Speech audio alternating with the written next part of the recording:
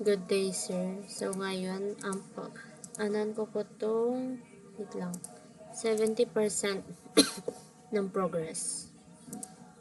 So, dito magsisimula muna. Ay, hindi pala dyan.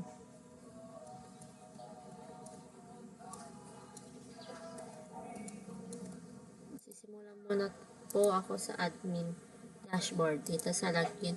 Naglagay pa ako ng animation konti lang. Ay, ito po yung dashboard ko. Punta tayo ngayon next sa product management. So, ito yung mga product management. Kapag pinindot yan, added successfully. So, order management, ito po. Kapag ito naman, magpapakita yung details ng order. Next, customer. Kapag add customer, nandyan. Reports and analytics, yan, sir.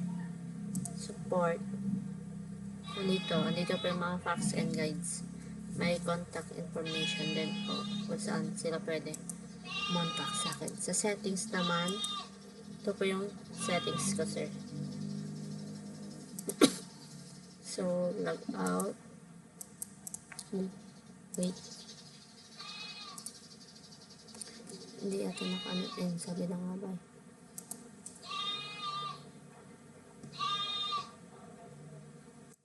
Yung log out. Yan. So, yung pipindutin ko na. So, pupunta dito. Pindutin ko po itong user. Mapupunta siya sa user, sa ano ng user po. Yan, login. Ito na po. Naglagay pa ako ng mga ganyan, banners. May ano din po. Then, ganyan lang din. Sir.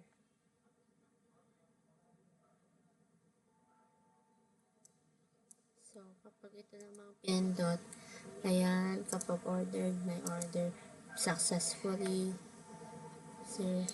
And naglagay pa ako ng mga ratings, yung kung magkano, tapos yung discount. Sir. Kapag ito naman, mapupunta tayo sa wishlist. Then back. Ito naman yung order tracking. Kung delivered na ba or ship. So, here naman po yung personal information. Pandin lang po to wishlist. So, yan lang sir yung papakita ko.